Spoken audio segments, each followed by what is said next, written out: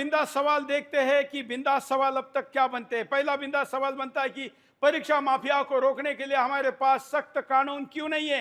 75वां वर्ष अमृतकाल की हम बात करते हैं, लेकिन अमृतकाल में भी हमारे बच्चों की परीक्षाओं के माफियाओं के चुंगल से छुड़ाने के लिए अब तक हिंदुस्तान ने कानून क्यों नहीं बना अब तक जितनी भी सरकारें रही उनको। ये मेरा पहला प्रश्न बिंदास सवाल में। दूसरा बिंदास सवाल है, परीक्षा माफिया के नेक्सस को ध्वस्त करने के लिए राष्ट्रव्यापी कार्रवाई क्यों नहीं की जाती है, क्योंकि ये कई राज्यों का मसला है और इसके लिए राष्ट्रव्यापी अभियान क्यों नहीं चलाया जाता है। ये दूसरा मुद्दा है। तीसरा मुद्दा है, क्योंकि हर एक बार अलग अलग राज्यों की बातें होती है और कोई साथ नहीं होता। राजनीतिक दल आरोप प्रत्यारोप करने के बजाय छात्रों के हित में संयुक्त अभियान क्यों नहीं चलाते। अरे कहीं आरजेडी है, कहीं तृणमूल है, कहीं पर कौन सी दल है, कोई कांग्रेस है, कोई बीजेपी है। यह आपका राजनीति 12 महीने 5 वर्ष जैसा चलना है चलता रहेगा, लेकिन छात्रों का हित तो ये कहता है कि अगर सचमुच में टीवी पर आकर चिल्लाने वाले सारे राजनीतिक दल छात्रों का हित देखते हैं तो उन्होंने एक साथ संयुक्त अभियान का संकल्प अभी तक क्यों नहीं लिया। इसका जवाब सारे राजनीतिक दलों को देना होगा। यही मेरा तीसरा बिंदास बोल का प्रश्न है। चौथा बिंदास बोल का प्रश्न आपके स्क्रीन पर, पेपर लीक में संलिप्त कोचिंग संस्थाओं को सील कर उसका रजिस्ट्रेशन स्थायी रूप से रद्द क्यों नहीं किया गया। आखिर ऐसा क्या कारण रहा कि बार बार कई संस्थाएं उसमें संलिप्त पाने के बाद भी उन कोचिंग क्लासेस के ऊपर कार्रवाई नहीं हुई, सील नहीं हुई, उनके मुखिया गिरफ्तार नहीं हुए।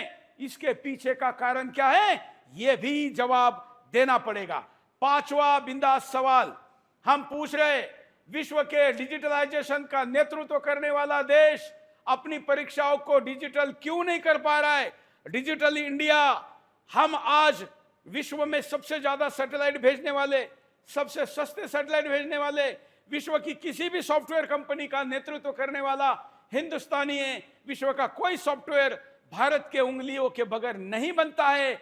ऐसा डिजिटल नेता अपनी यहाँ की परीक्षाएं बाबा आदम की जमाने से कब तक कराता रहेगा। इस डिजिटलाइजेशन को किसने रोका हुआ है। अगला बिंदास सवाल, आखिर कौन है जो डिजिटलाइजेशन नहीं होने दे रहा है। विदेशी तरीके अपनाने के बजाय प्रतिभा खोज के भारतीय तरीकों पर काम क्यों नहीं किया जाता।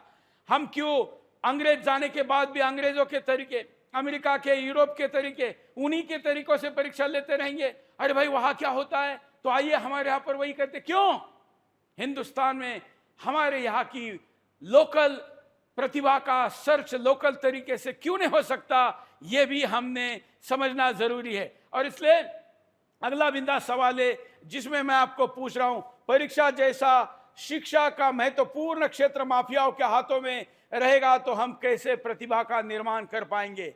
हम बार बार कहते हैं कि विश्व गुरु बनना है, हम बार बार कहते हैं कि हमको दुनिया का नेतृत्व करना है। जिस देश के परीक्षाओं का पूरा की पूरा जाल माफियाओं के कब्जे में है, वो कैसी प्रतिभा निर्माण करेगा, ये बड़ा प्रश्न है। आठवां बिंदास का प्रश्न जिसमें हम आपको पूछ रहे, परीक्षा माफियाओं के प्रशासनिक और राजनीतिक कनेक्शन की जांच सार्वजनिक क्यों नहीं की जाती।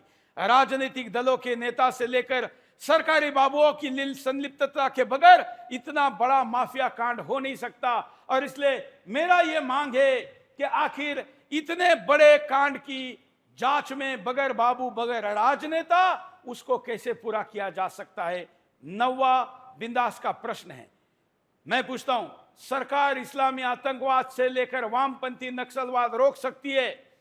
कश्मीर में शांतता की है, देश भर में फटने वाले बम धमाके कम हुए हैं, नक्सलवाद की कार्रवाई कम हुई है, उनके इनकाउंटर हो रहे हैं। अगर इन पर सरकार कंट्रोल कर सकती है तो परीक्षा माफिया को कंट्रोल क्यों नहीं कर सकती। इसका जवाब भी सरकार को देना होगा और हम पूछते रहेंगे। 10वां बिंदास बोल का प्रश्न है जिसमें हम आपको पूछ रहे, क्या इस बार हम इतने सख्त हो जाएंगे कि इसके बाद कभी भी यह अपराध नहीं होगा, ऐसा संदेश और विश्वास दिया जा सके। मैं यही पूछ रहा हूं कि क्या इस बार हमारी सख्ती ऐसी रहेगी